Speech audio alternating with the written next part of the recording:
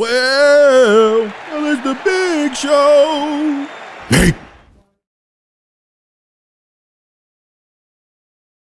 Getting out of the world of trying to balance, right? And trying to balance life and passions and all that stuff that make us human. Yep. I have to say that, like, the things that we're doing that we eventually want to be able to slow down time from to get to our families and our passions and our lifestyles. Yeah. These things are incredible, right? These things that the things that we do take on, the ideas that we do take on, the things that people pull us into are incredible. And like you're doing some things right now that I definitely want to shed some light on. Yeah, for sure. Because I'm learning about some of the industries that you're in. I don't know all the ins and outs of how they work, but like these are high impact industries for the time, right? And I think for the future, moving into the future, for sure. So like you have exclusive media, right? You have a media company, but you also you work on branding, but you find ways to be pulled into other projects. Yeah. So this latest project that I wanted to talk about is you're now into like the sports betting arena. Yep. And is there still this negative connotation on sports betting and gambling? How does that? Yes, definitely. Okay. So it's still there. It's definitely still there for some people. But it is what it is. I mean, like, it makes money. So it's always gonna be around. But like organizations like FanDuel and what's another one? DraftKings. Yep. Is it gambling or sports betting? Sports betting. So what does gambling elements come into legal sports betting? What do you mean? Where is the dirt on sports betting that make it gambling? Like what? I think it's just the addictive nature of it. I mean, you're putting your money up to, and in some of these apps you could put credit up, so it's not even your real money, to win something potentially, or you can like be addicted to that process and lose a ton of money. So gambling, you would say more or less is like, so when people say, okay, no, like you're gambling, it's not that the nature of sports betting is so it's overindulging in something that makes it gambling. For sure. Okay. I think Okay. so. I think that's what, I don't know the technical, but yeah, that's what, I mean, a lot of these sports books have casinos also, like there's casino app with it as well. But yeah, it's definitely has, so they have like requirements, right? Like you have to, everything 21 plus, like they have hotlines for everyone. They have a customer. I have a boy actually who works on the support team, and he tells me like, he goes to my pop studio. He works for BetMGM. I know who you talk. I know the homie. And he literally gets calls. He has to talk people off of like committing suicide because they're using their family's money, or like, and they blew all their money on sports betting. Like there's a whole division in these companies to help people and they have to call 911 and they have to stay on the phone with them while they're going through it. And it's like, it's crazy. It's crazy. Because people do put their money up for that. So it's crazy space. So so what I am in it, right? Sports. So the company's called Bet Tenders. I love great branding. Yeah. It's actually my girlfriend's idea. So with Exclusive, started the agency. This is when I was in Boston. Was on Upwork actually. Met this guy on Upwork. He told me he needed some social media marketing. Hopped on a call with him, really figured out like what he was about, like what he was doing. Older Jewish guy, like 60. So this is just, we were talking to Kanye stuff before, but like that money is different. It's different. So his network is different. Like the people he know because they went to, camp together when they were younger, and like they still know he's networking at the best. He basically got money from investors to build something in sports betting because they know sports betting is going to 10x, 20x in the next however many years. We want to get in the space early. We have hundreds of millions of dollars. We're going to give you 5. Yeah. Just nothing. Yeah. Right? We're going to give you 5. I want that to 7x in the next 2 years. I'm going to make my bread back and then some, and you're going to be good and all that. First off, this is how he comes to me. Like, yo, first, like, I got the pitch. I pitched him or whatever. We got the bid, and he tells me, like, listen, like, we have the hardest part taken care of. We have the financial backing. We just have to make it work now. Right. And he's like, you don't understand, like and it's completely blessed in that I got into that situation, because now like that same investor group, I have another contract with another one of their businesses because they saw the work I did. But yeah, that's just kind of how it came about, right? Which is, again, in of itself is just wild that someone got money to do something in a space, right? Like no and it's idea. all just like, if like we hope that it works. We just and it's off the strength of, yo, my cousin who went to camp together. Cool. Here's $5 million. Like, try to make something work with this, right? Yep. No management of it. Yep. Crazy. Yep. So whatever, he came to me with that. His initial idea was to create content. So, just backtrack on the space. So sports betting became legal like 3 years ago. States, each state can approve it on their own with their own terms. So New Jersey was the first to do it, right? And basically, I think it was 2019, or I forget when exactly it was. They pushed it through. They were live. They started making a ton of money. All these states are catching up now. So right now, it's only 20 states that have legalized it. Online sports betting, right, which is like on the app. Some of them might have, like, you can go into like a kiosk. Some states, it's just like you can only go into a kiosk and place a bet in the kiosk. Remember, the shit at Meadowlands? That's how it started. Okay. You can only place bets there. Okay. Like the FanDuel Lounge, that's how it started. And then now it's online. So that's why I could just download the app and do it that way. 20 states are in it now. A whole bunch of players in the space, operators, sportsbooks, FanDuel, BetMGM, DraftKings, WinBet, all these crazy. Fanatics is getting into it now, which is around Fanatics. They had apparel merch. Yeah, they're getting into the space now. Okay. ESPN thought about it. They just came back and said that they're not going to do it. They don't feel like it's in their market. But basically, all these states are ramping up now because they lost a lot of money during COVID. Here's a huge opportunity. They tax the shit out of everyone. The operators, if you're winning a lot of money, they're going to start taxing you. So the state's making a ton of money. New York, after they went, they had like $1 billion in revenue like the first couple of months. So what we do, a lot of these operators, they need users. So a lot of these companies are publicly traded companies. They just care about client acquisition. They want to say, look, BetMGM acquired 100,000 people this month. FanDuel only acquired 75,000. Like, this is why you should put more money into us. Stock goes up, they make money. Like, that's just the nature of the game there. They pay affiliates to bring them customers, to have them sign up with them. So that's the business model. We want to work off of that. How do we we're affiliates. How do we do that? Right. So we started with writing content. It was like blog content.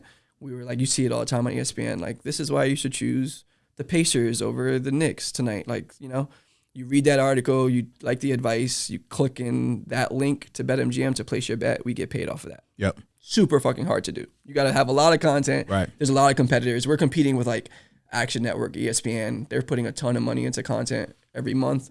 It's all written content. All blog content. All blogged. Yeah, all blog content. There's some video content out there, but still like behind some writing that goes through. It's like SEO. We tried that for a little bit. We just didn't have even with the investors, it just didn't make sense financially to keep pushing that out. So we started to do video content, still didn't love it that way. And then COVID hit and there were literally no sports. So right. we were like, yo, what are we gonna, we're in a sports betting company and we don't have any. So we pivoted a little bit. We did like this game show where we had some guy just like talk sports facts. We were giving out $100 a day for every winner. So every day at 3:30, you go on to our link, you watch this guy say like who won the World Series and so. You pick it. There was 10 questions. Whoever had the most gets $100. We would pay them $100. We did that for like 2-3 months during COVID. And it was working. We were getting traffic. Yeah. But the idea was they sign up, we get their email, then we send them sports stuff, and they were supposed to sign up and we were going to get paid. That funnel was just way too long. People were coming and then we weren't getting, like, people weren't answering the email. And then if they did have to get their email, they weren't clicking through. So like that just flopped. Right. So we were at the brink of the company just flopping. My partner was like fed up, was kind of like, I can't really do this. He basically came to me and was like, yo, you find a way to make this work or we just have to pull it. And I was at Best Buy. Crazy. I tell the story all the time because it's like just wow, this is one of those turning point moments. I was the fork in the road. Yeah, I was at Best Buy. I saw the Geek Squad, and I was like, that's dope. Like, they're their own. I looked into it. They're their own company bought by Best Buy. They go in there. People come to them to fix their, their gear, right? Whatever their electronic stuff. Like, that's dope. They're kind of sitting there. Like, you see them sitting at the table, like, here, walking them through. This is what you need to do. I'm like, damn, people just don't know how to, like, do this technical stuff. And they're paid just to kind of help them through that. Right. And they're going to Best Buy anyway. So, like, why not do it that way? And it just kind of clicked in my head. I was like, yo, we can do this same thing. Like, the confusion in signing up is they don't know what they're betting on. They don't know how to bet. They think it's all a scam. Where are all these people? They're at sports bars anyway, or venues. Right. So I was like, why don't we just drop some people with the shirt? Same thing. Everyone's looking the same, so we know we're professional. Oh, here, you want to do this? Here, sign up, whatever. And then to throw some, cherry on top, we'll buy you a drink, right? Because what they're paying us for your sign up, that $15 drink ain't nothing. Right. I'll buy you 2 drinks. Right. You know what I'm saying? Right. Like, just sign up. So that was like the basis of it. There's a spot called Boom Burger in Clifton. You ever heard of that? I remember. Yep. Yeah, I think I invited you to one of those. So yes, I was like, yo, I hit him with this. Came up with the whole game plan. I'm like, yo, I think this is the way it could work. Like, our spend will be a lot less. We can get way more people. Let's try it. He's like, got the green light. Hosted the event for the McGregor fight. McGregor, I forgot who he was fighting. We got more signups that night than we did the year prior in the other two. In just one night. And the other 2 like angles that we were trying to do. So right then and there, he was like, this is it. Like, his skill set, he got the ideas, he got the connections. So he just took that and ran with it. A week or 2 later, he calls me like, yo, I think I'm gonna go to Arizona. Arizona's about to go live for sports betting, right? Because that's the best time to get into a state when they go live, because they know what sports betting is. They just have never been allowed to do it, right? So once they go live, all these people are trying. Like, let's go to Arizona and see what's up. We supposed to go to Arizona for 2 weeks.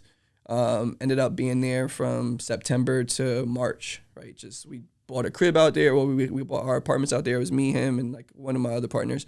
We stayed out there. We built a team, recruited people, and like, because it just worked. We found venues right across the street. Once you find the right bars and the right people, like, everything works. And it just makes sense, though. Yeah, and the CPA just like, you just cost per acquisition, which just made sense. Like, finances just made sense to business. And yeah, that's the business now. So we work with venues across the country. I came back to New Jersey after Arizona and just kind of built it out. So if you've ever been out in Hoboken, you've seen my team for sure. We're in Hoboken, Jersey City, Clifton. Where we have a team in Pittsburgh, a team in Chicago, a team in Arizona, and then we're gonna go Maryland, Ohio, and Massachusetts by January. And it's crazy business. Like, shit happens. Like, everyone is figuring it out as it goes. Like, these states are trying to figure out how to go legal. Right. So we track that process. We had a football sports book. They actually had a lounge at MetLife. So, you go to the football games, they just had like their own little lounge with a bar, all branded football sports book. And they hired us to be the people who go in there. So when people come, we sign them up, right? So that was like easy for us. That was supposed to be our ticket in New Jersey. That was going to help us hit our revenue in New Jersey. Last week, we get an email that they're going out of business.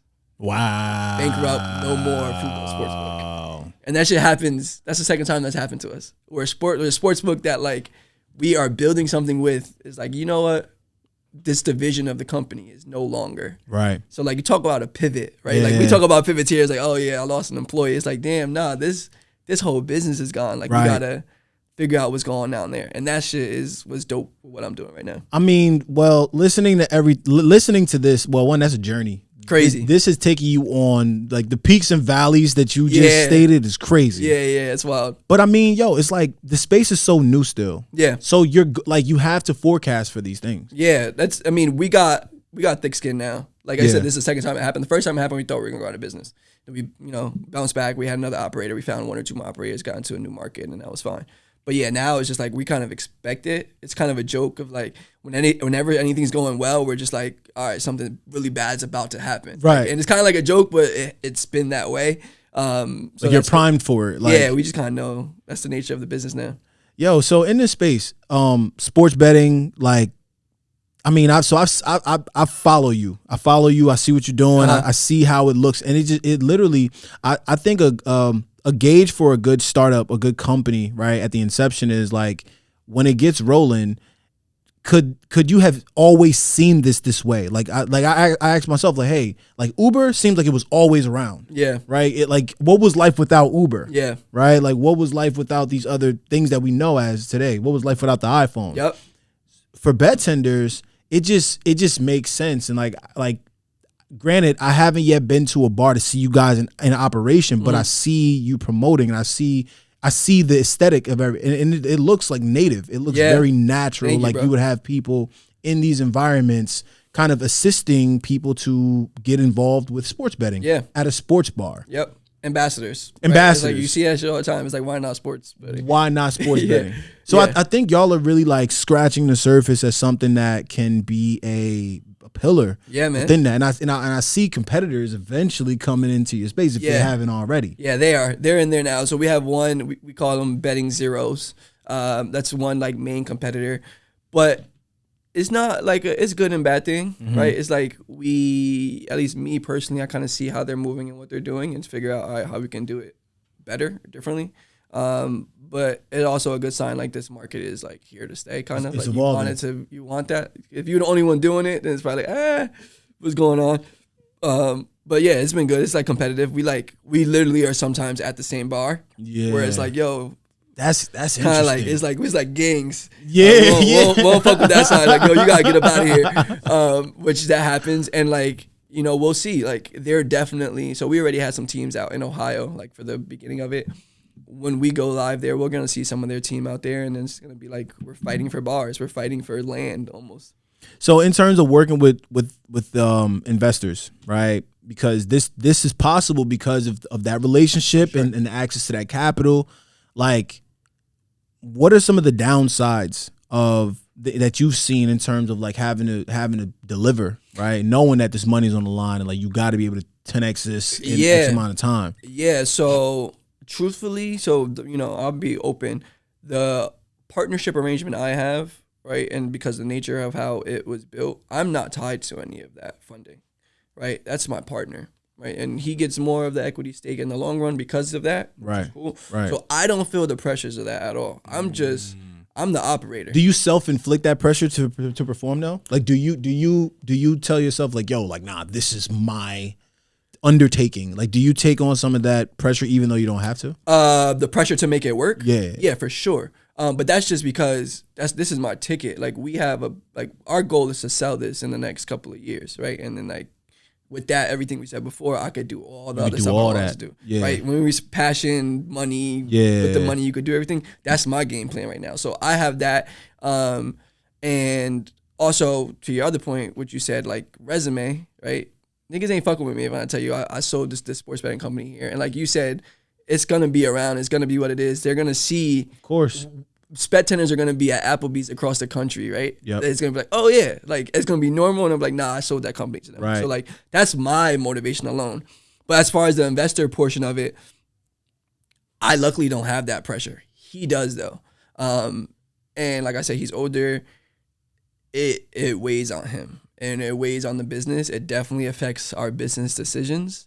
When you're thinking, and that's kind of where we clash sometimes. I'm like, nah, like let's do so two things. One thing he used to always tell me when we first started, and I put this out to anyone and you too. He said the greatest piece of advice he got is it's not your money. Use it, like spend it. It's there for a reason. Cause I'm in the mindset, and I'm like, yo, I was trying to cut costs everywhere. Right. Nah, but why are we gonna do this? Why are we gonna do that? He was always like, bro, it's not your money, right? We have it. Use it. Right, like spend this money on here, and I'm glad we did because that put us in some positions. Right, it's like, yo, we owe this money either way. Use it, right? Which is like pros and cons. Right, you still gotta be smart with it. But like, I was very frugal, right? and I still kind of am, which is the good balance between us. So that was one thing, is when you have it, you can definitely do more.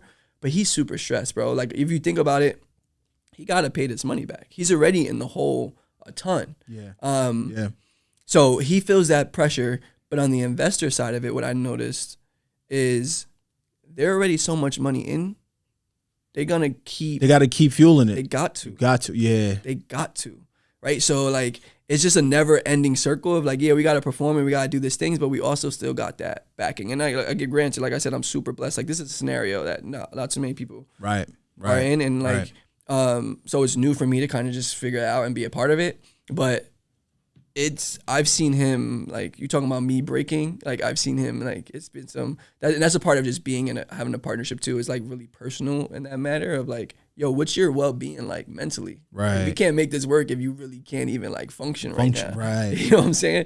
And that's kind of just damn. I mean, the pros and cons of it all. So the thing about a lot of times what people may or may not know about like working with investors, right? Like you said, it's a lot of personal, you know, it's personalities that you're dealing with too. Like having to handle like money in general makes people uncomfortable. Yeah. Right. So if you're out there, you're talking about, I want to go on Shark Tank. Like people on Shark Tank is a crazy example of it too. Yeah. It's a crazy example of it because people are going on there and giving half of their company away, right? In hopes that whatever this person sitting on this panel can do for me is going to be able to bring that back times whatever. Yeah. You know, so it's very interesting. And my experience is dealing with investors and like having to tap in and being on that side of the equation is like, well, one, I'm really just leading with the work that I know I can do, right? The work, like you sold your partner on the fact that you can drive these results, and like you gave him that impression enough for him to trust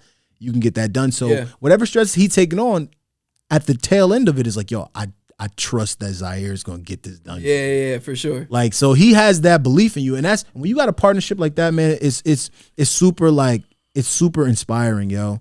Like it makes you want to get out of the bed and run through a wall for your partner. For sure, you know? man. Like, when you can do that. And like I said, we've been through so much shit already now at this point, and it's kind of like we're locked into this. This got to work. How long has it been? We've been at it for like 3 years now. So this is while I was still in Boston.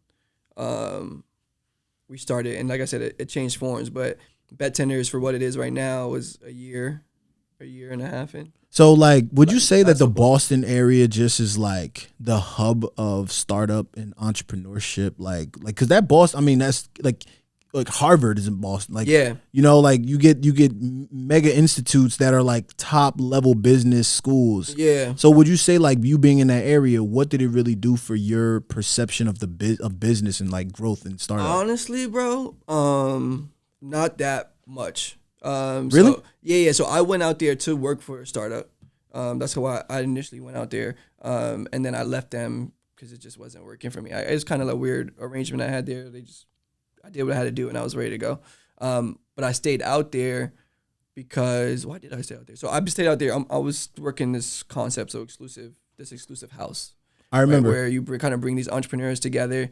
I was living in Boston, and that's kind of what I was testing. So I had two of my boys kind of come live with me. Well, I had one of my boys and like I had this intern who wanted to come in. They were sleeping in my bed. I was on the couch, like it was an incubator basically. We living together, and it's not just like we're working on projects, but it's also we're seeing how we live, right? So it's like that helped each other just kind of reach this.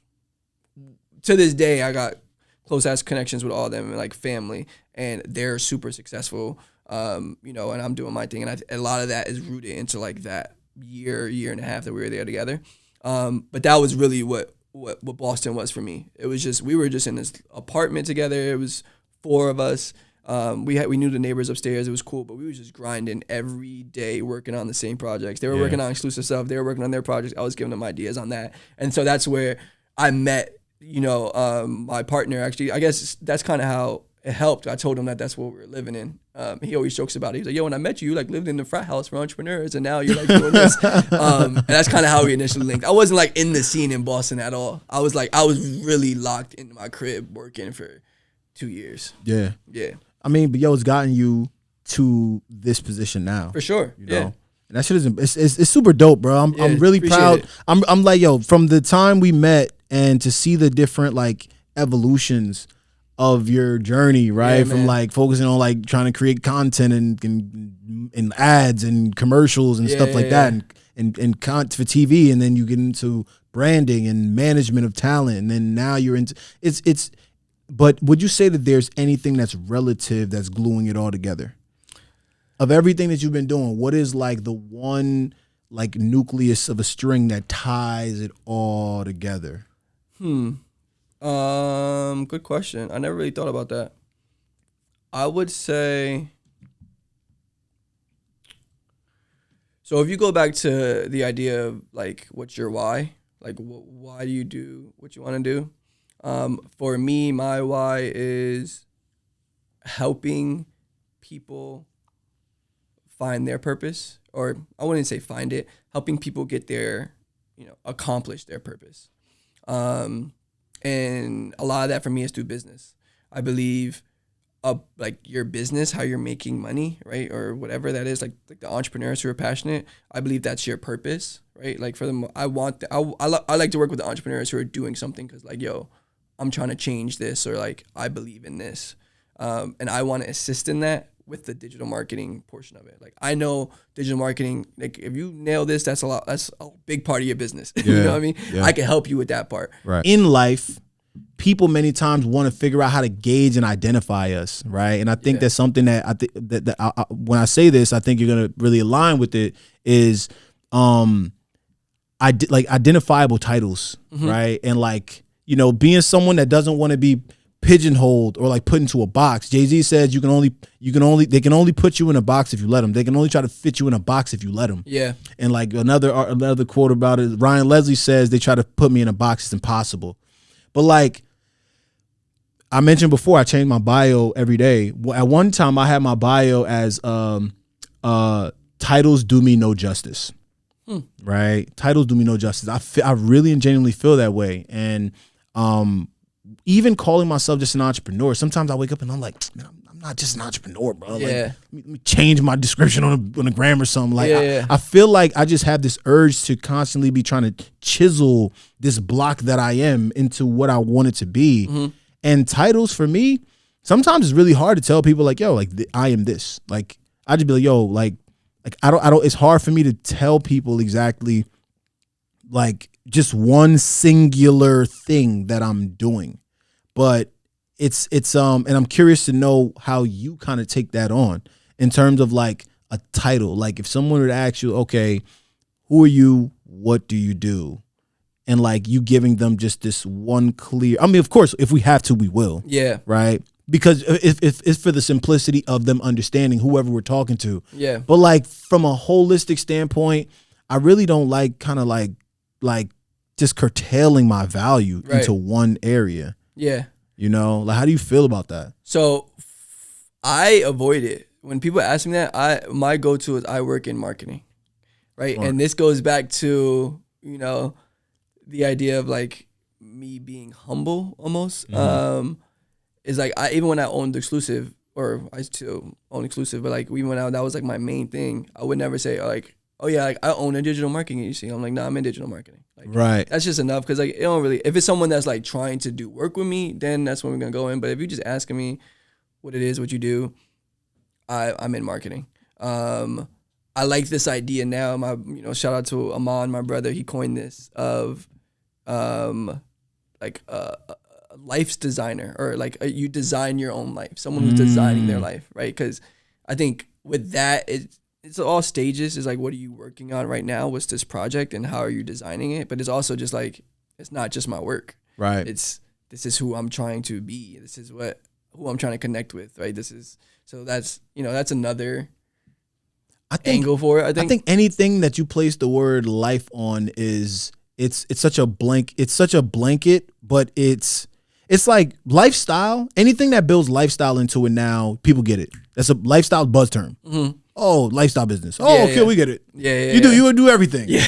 Right? Lifestyle business. Like, right. But like, yo, for real, that it makes sense. It's real smart that he identifies himself, and like, you kind of take that on as well, because you're not really enclosed to being able to add value into any particular lane. Right. When you just say like, I'm a life designer. Right. I do think though, to push back, I'm learning that there is value also in identifying a title for certain, especially now that I'm managing more people. So right now with Bet Tenders, my title is COO, right? And that really is not like, is not to. It's really just so I know what is expected of me and what I'm doing, Yeah. and everyone else knows it. Like, okay, and even in that, I do this proactively. Is I write out either for me and for everyone else. These are the things I'm working on.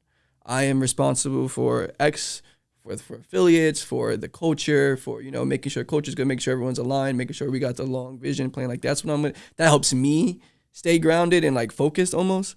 And it helps everyone around me also know like, nah, that's not really what I'm supposed to be doing, right? Like this is what I'm supposed to be doing. Right. And if something else comes up, then we might need somebody else, or let's not worry about it. This is what I'm here to do. Right. Right here. Right. Yeah. And that's what. And now I'm using that. I always did that for me because, and you're probably similar. Like, very. I'm gonna tackle whatever problem is there. Right. Like if I see a problem, all right. That's the nature. That's our nature. Right. So for me, that was my way of being like, nah, that's not in my job description almost, right? And that was kind of forced on me when I was working with more brands because they were like one brand I was working with required a SOW, and that was my first time really like doing like this statement of work, or scope of work. And that was my way of like, okay, cool. This is what we're agreeing on doing. If you ask me to do anything else, I could say no because this is in here. Right. And if I want to do anything else, I could get pushed back and like, you're an idiot for going outside of it because you should have stayed in the scope. Right. So that's kind of how I process it. And now I use that with everyone I manage. I'm like, yo, this is your title. This is what we expect of you. Are you good? I'm good. Is there anything else you want to add? Is there anything you want to move? No? Right. Okay, cool. So I don't want to hear nothing when I start asking you to do this stuff. I mean, that's efficiency though. Yeah, like, yeah. That True. right there is how you maintain efficiency and you can kind of foster productivity. True. Because you're not going to get anything. Like, see, I look back at it like, okay, I see why some of the corporate structures that I was in was giving me some of the pushback that I was getting, right? The flack. Because I was in there trying to go in there. I was literally trying to take my boss's job. Yep. In some of these environments. Yep, I feel that. And yo, I had no corporate etiquette to even know that that's not what you're supposed to do. Right. Right? Like when you coming in, like, yo, like, we don't need you to do we don't need you to save this company. Yep. When I'm here to work for this organization. Yep. Like, nah, that wasn't my scope of work. Yeah. But I just was in there so ambitious. And I think for anybody that is working in a corporate structure, you got to kind of channel your ambition into maybe some of the jobs that you're told to do. And if you're thinking about going outside of that might be the grounds for firing. Yeah. If you try to be too eager. Easily. And that's what happened with me. Even when that most recent 9 to 5, that's kind of, so I went back into it seeing like, yo, let me just give this another shot and see if I can, like, now I'm more educated, You're more seasoned. Yeah. I'm like, I could do this fine. I could understand. And even with going into it thinking, nah, I'm just going to do what I'm asked, I found myself like taking on more stuff and doing more stuff because, like you said, that's just the nature of who we are and how we operate.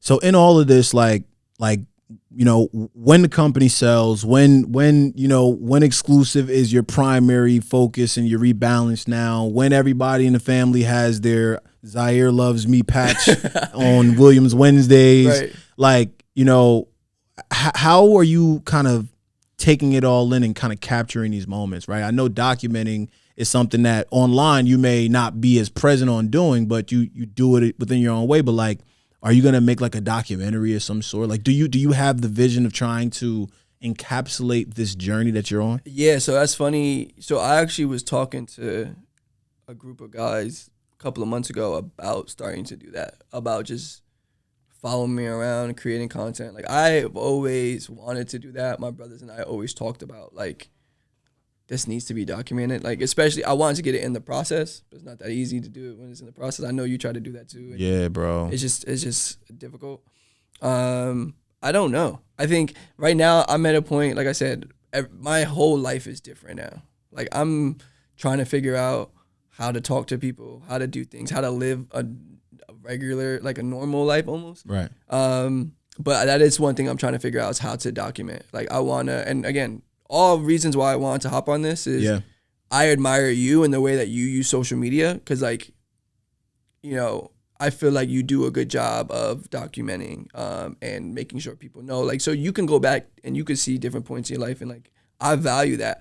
I want to start to do that a little bit. I want to create a personal brand for myself now. Mm-hmm. So that's one thing I'm looking at, and I think I'm thinking about going into the sports.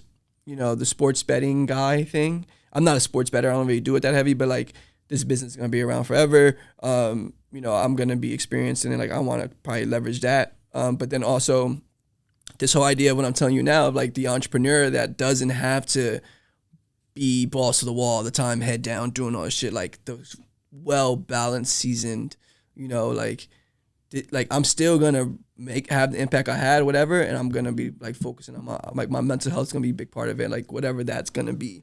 I feel like that's gonna be that's the void I see in the market right now for a brand, a personal brand, and I think that'll be good for the people coming up after us. Do you see yourself? Do you see yourself right now as the person that like people can come to with just questions? Yes, I have people who do that. I don't think people know that. People, I don't think that's where I was going. Yeah, nah, because I'm not out there. I don't. To your point, like they're gonna be, and to be honest with you, up until 2 or 3 weeks ago, I'm not like people don't text me because they're not gonna get a text back, you know, and I hate that about you know, like that's one of the things I'm trying to change now. I hate that, like there's little people I grew up with that we would talk and shit, and I like, you know, you ain't hear from me in 5 years. I get you, yeah, that's mad weird now. Like I can't try to be friends, right? So that's something I'm trying to figure out. But I think I value having those conversations with people, when I'm in the opportunity to, when I have it, but. You know, until you're, and I don't even want to be like sound. I know you know, this is the pod to do it, but like, I'm not joking when I say like I really didn't have the time. Like you couldn't text me and have a conversation because I would not, I wouldn't be able to. I wouldn't have the time to text. Like even right here right now on this pod, my phone is blowing up. Right, you see me looking down. I apologize before I got on the pod. I'm like, yo, I swear it's not like anything personal. That's just kind of how my life has been, and I'm trying to learn, like, how do you live life not like that? Well, let me say this. One way that I've also realized that the way how I set up boundaries is, one, you know, the habits that you allow are the habits that will be created. So if you meet someone, right, let's say you meet someone and like they shoot you a message and you respond right away. As soon as they hit you up, that's what they're going to be expecting to happen. Yeah. Right? From the rip. Yeah. If you meet someone and like, you know, you respond, like I remember, so at one point, I had a client that was in the home inspection spaces. So he brought me on that, try to help him expand his home inspection business with like, he had like bank construction he was doing bank construction loan draw inspections. So he wanted me to help get a bunch of people to do these. So, you know, I started learning them, doing them, whatever. But I realized that in the pursuit, when people were hitting me up as I was trying to recruit people to do this one girl hits me up from California, right? And it's like a Sunday night. She's like, "Hey, saw your video on Instagram. I would love to talk more about it." I said, "Hey, cool. Thanks for reaching out. Tomorrow around this time, I'll have more time." That's what I need to get better at. You have to do for sure. You have to, and it's nothing wrong with that, bro. For sure, yeah. You got to know that that's okay. Yeah. Like people's interest ain't gonna die over the 10 hours they gotta wait to talk to you about what they're interested in hitting you up for right now. You create as a thermostat. You set the temperature. Right, you have to let them know, okay, yo, this is the time that I've allotted for these types of conversations. And then you'll realize the more you start doing that, it'll free you up to have like the miscellaneous conversation with grandma that just chooses to call over here. Because all your time just isn't like pre-allocated to just the work. Right. So which means that it like you're not gonna work 24/7 just on things that are sporadic. Yeah. No, you're creating time for that. Yeah. That is definitely something I need to. That's a good point. I've never done it that way. What I've been trying to do more recently is end conversations sooner, right? Because like I feel like it's just like, and again, sometimes it comes off as like, yo, when someone reach out to me, it's like, hey, I'm like, hey, what's up? What do you need? Like, let me know so I can answer it and we could be done. So I can get it while I have the time right now. I can answer it and be done, and we could go. Because if you texting me to just say, hey, what's up, just checking in and doing the stuff, those are the conversations I can't have, because I'm not really just trying to like, oh yeah, how's your family? Cool, that mom doing this. Like, right. That's, so I've tried to do, I thought that was one way,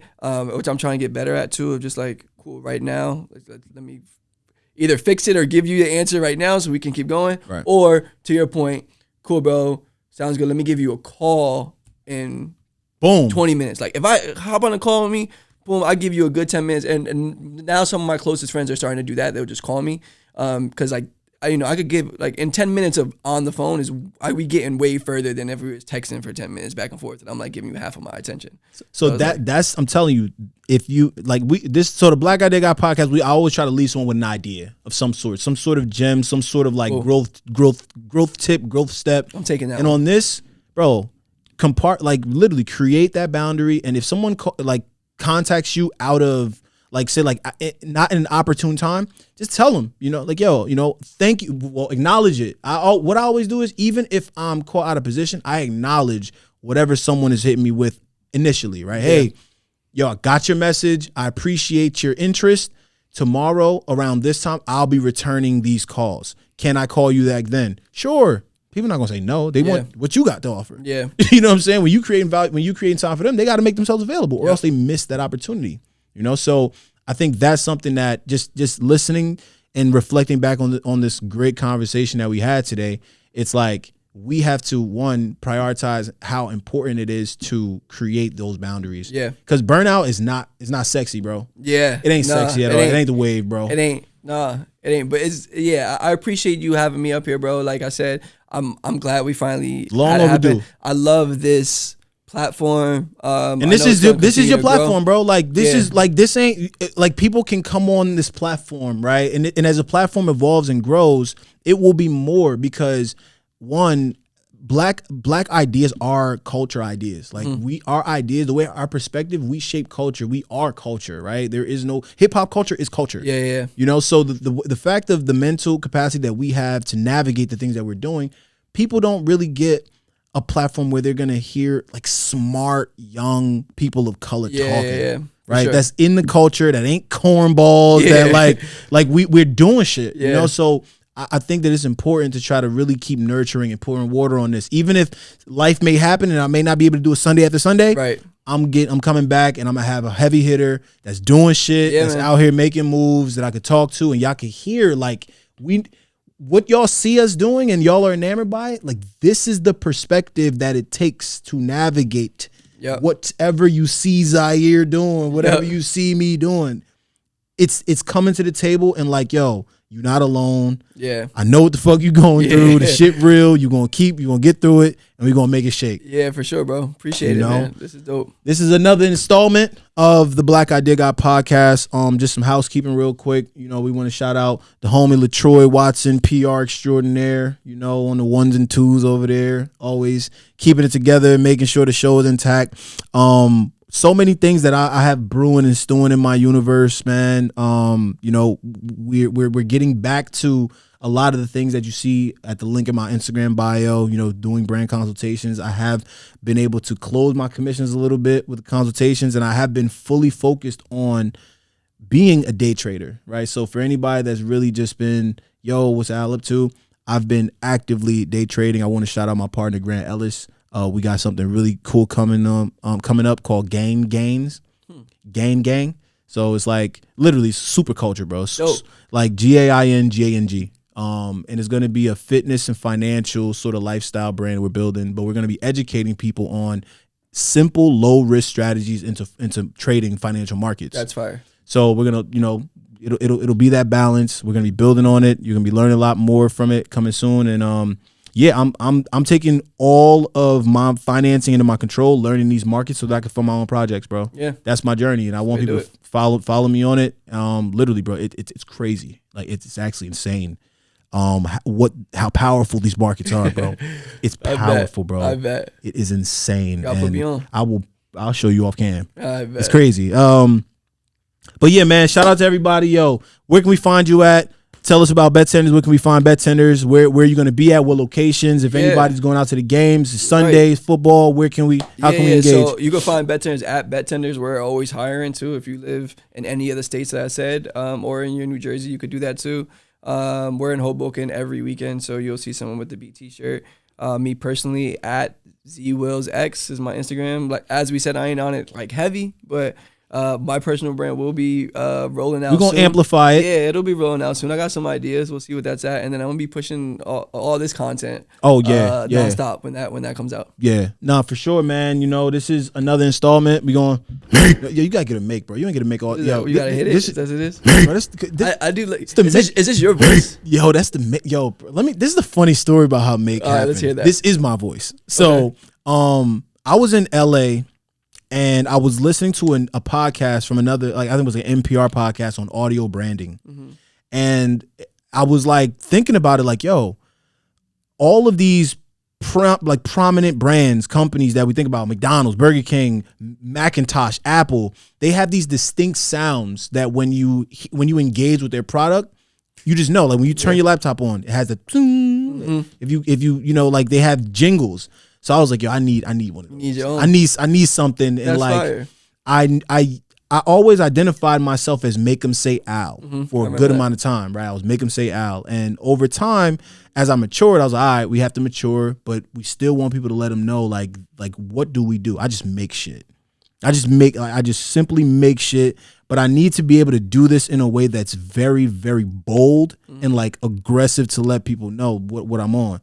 So my boy Nick, shout out to Nick, Core Anthony King in LA. He has a recording studio, and I told him one day, like, yo, I need you to help me record something, and it's gonna take like 3 seconds to do. Yeah, like it's gonna take 3. I literally need you to push a button, let me say something for 3 seconds, right? So the next morning, he didn't wake up on time.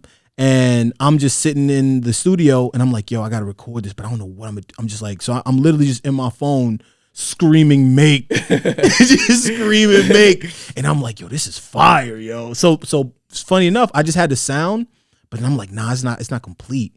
So I went and took some emojis and like, it's very strategic, but if you notice, there's a delay on when the emojis come up after the word. Because in audio branding, is that this word will stick into your brain if you like delay a visual to after the sound is done. So if I was on a timeline, I have the word, I have the audio sound, and the visual sits right here.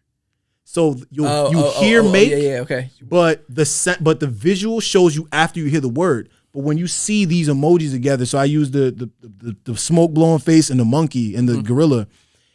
It just sticks, and I had people reach out to me on some for a time, like, yo, that make shit is hard. That's fire. It's hard, bro. It is. It's I think everybody needs to do something that is spirit that fuels their spirit, that like will show people your attitude, right?